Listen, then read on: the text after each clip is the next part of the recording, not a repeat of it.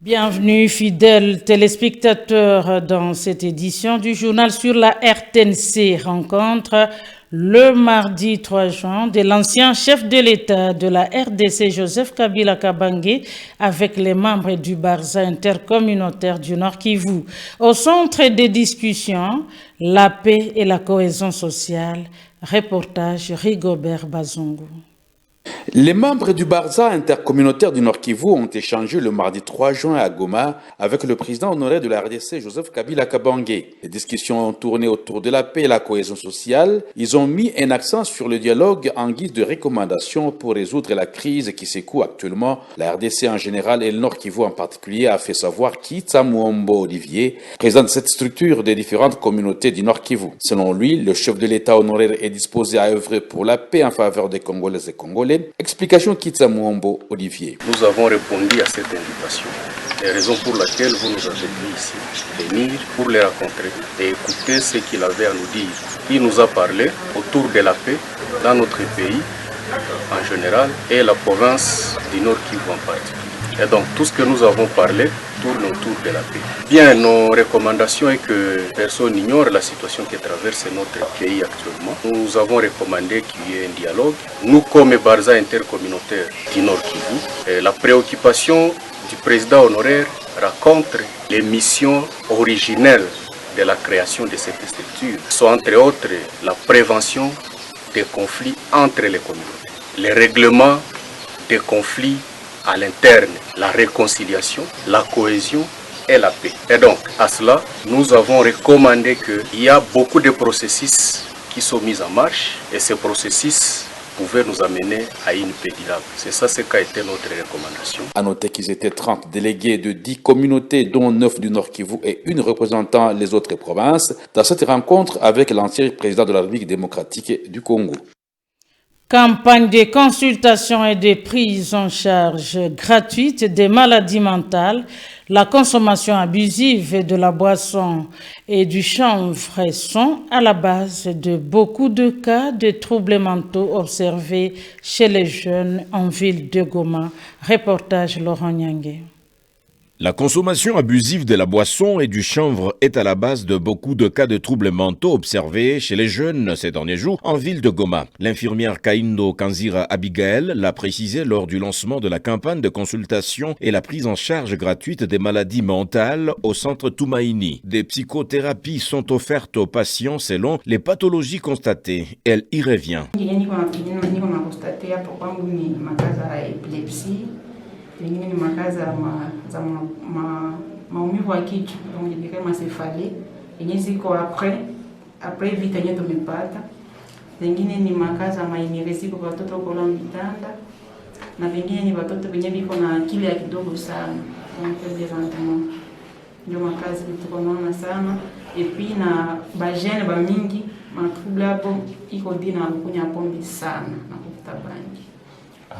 Bangi na pombe iko moja wa mafakteri yanatuma trouble zikweza mingi mkele ya Goma et surtout pour jeunesse. Pour l'engouement observé, Demas Mouzaliwa, psychologue clinicien, précise que les personnes enregistrées vont recevoir les soins médicaux gratuitement en santé mentale. Ce que nous pouvons retenir, c'est que, voyez, avec la situation que nous traversons, une situation traumatique dans notre province, les gens sont traumatisés et c'est pourquoi nous avons lancé cette campagne pour que les gens viennent faire la consultation et recevoir les soins médicaux gratuitement parce qu'on sait que bien sûr trouver même il y a des soucis par rapport trouver quelque chose pour payer les soins médicaux, c'est un grand problème. Alors c'est pourquoi, pour aider cette population, pour ne pas abandonner cette population, d'aller dans des tableaux un peu plus complexes, un peu plus espérer sauver la personne. C'est pourquoi nous avons lancé cette campagne pour que les gens viennent se faire soigner gratuitement pendant un mois. Les portes du centre Toumaïni restent ouvertes durant tout ce mois de juin. Une trentaine de jeunes non volontairement adhérés dans l'armée révolutionnaire congolaise ARC en sigle au quartier Lac Vert. C'était lors d'une sensibilisation faite le mardi 3 juin 2025 au rond-point CCLK par l'équipe de la coordination provinciale de mobilisation et recrutement de l'AFCM 23. Le détail dans ce reportage de la cellule de communication du gouvernorat de province. C'est à travers différentes chansons et slogans qu'une trentaine de jeunes, dont une fille en provenance du quartier Lac Vert, en commune de Goma, ont manifesté leur joie d'adhérer volontairement à l'armée révolutionnaire congolaise ARC à l'issue d'une campagne de sensibilisation faite par l'équipe de la coordination provinciale de mobilisation et recrutement au rond-point CCLK. Très motivés par les porteurs du message de la dite coordination qui ont prêché l'unité, l'amour, la sécurité et le développement du pays, ce jeune adhérent s'exprime. Mie peke nimejileta na ndio maana nimevipenda sana. Jamani, kuna morale sana, najua kuunga chama chetu cha AFCM 23. Niko na furaha sana, mimi nafanya nigombania nchi tuwezi tutakomboa nchi. Hakuna mtu alinikaza. Cette décision volontaire a été saluée par plusieurs habitants de la place en ces termes. En présence de toute la population, une femme enceinte a manifesté sa volonté d'adhérer à l'ARC. Malheureusement, elle n'a pas été admise suite de son état, explique Daniel Mouderoa, membre de la dite coordination.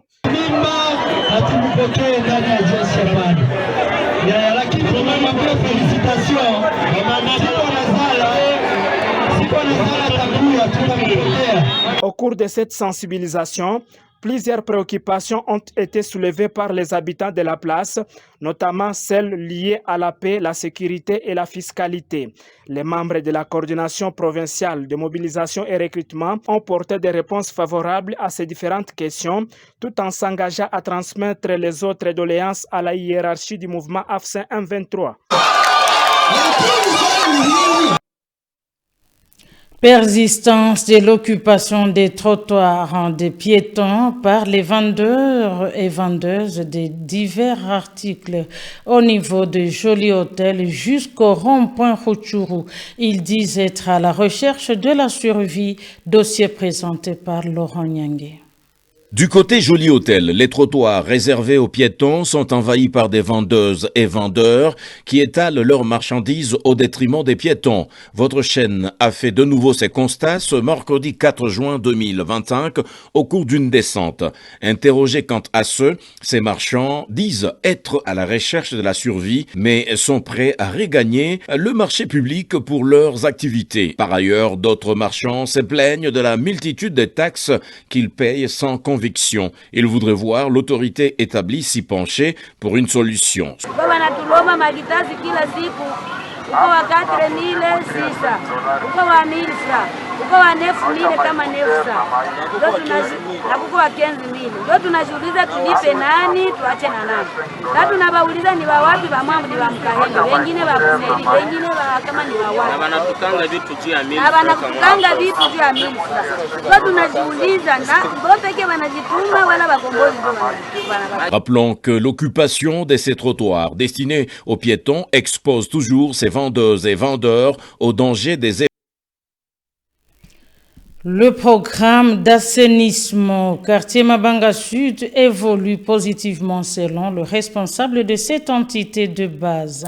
Jonathan Nzadi Kaïluira soutient qu'il existe déjà un calendrier d'évaluation. Un reportage de Chantal Salomoussi Bazouri. L'opération d'évacuation des immondices dans le cadre de l'assainissement est effective au quartier Mabanga Sud, selon les constats faits ce mercredi 4 juin. La population entasse les déchets ménagers et autres genres d'immondices à des endroits quelque peu non idéaux, notamment devant certaines habitations.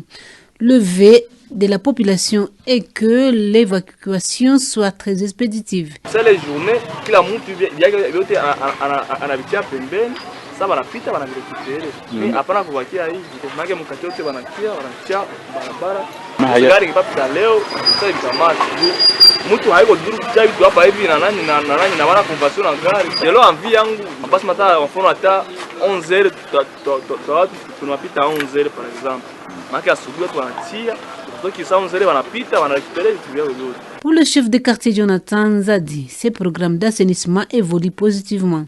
Selon lui, il existe déjà un calendrier d'évacuation d'immondices. L'essentiel, c'est d'être toujours en contact avec les cadres de base. Donc chaque mercredi, nous avons des véhicules pour évacuer les immondices. Mais à part le mercredi, personne n'est autorisé d'amener ces immondices à la route. Normalement, je souhaiterais que la population soit prête chaque mercredi. Parce que jusque-là, je ne peux pas dire que l'entreprise a échoué. L'entreprise n'a pas échoué jusque-là parce que à chaque fois que j'appelle, on nous envoie directement les camions. Ainsi, la population doit être en contact permanent avec leur cadre de base. Là, je vois les chefs de 10 maisons, les chefs d'avenue. S'ils constatent qu'il y a des immondices quelque part, qu'ils nous alertent à temps pour que nous puissions aussi alerter l'entreprise pour venir évacuer. Pour rappel, la population s'est déjà approprié ce programme. Les habitants du village Kanzana, groupement des Roussaïou, dans le territoire de Nyiragongo, souhaitent auprès du mouvement de l'AFC 23 l'organisation d'un bouclage systématique et la multiplication des patrouilles pour restaurer la paix dans cette entité coutumière. Des précisions dans ce reportage de la cellule de communication du gouvernorat de province. Les habitants du village Kanzana, en groupement de Roussaïou, territoire de Nyiragongo, souhaitent que les autorités de l'AFC M23 fassent un bouclage systématique et des patrouilles dans leur village afin de restaurer la paix, telle que l'ARC, Armée révolutionnaire congolaise, le fait dans les quartiers de la ville de Goma. Ce souhait a été exprimé lors du meeting populaire de la coordination provinciale de la mobilisation et recrutement le mercredi 4 juin 2025 au quartier Lac Vert. Ces habitats s'expriment.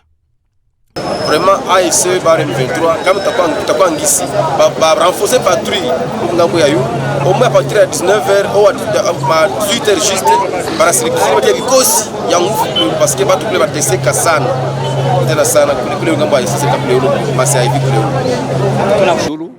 Batu kutoka kule kupori na masiraha na mateni batakiwa wanatutatiza. Sie Mkanzana kabisa ndio kwenyewe baweke tie ulinzi kule yulu Mkarangala. Ces habitants de Kanzana pointent du doigt les ex-FARDC et les Wazalendo qui se cachent encore dans certaines maisons d'être à la base de l'insécurité dans leur village. C'est la fin de cette édition du journal sur la RTNC. Merci de choisir la chaîne officielle pour vous informer.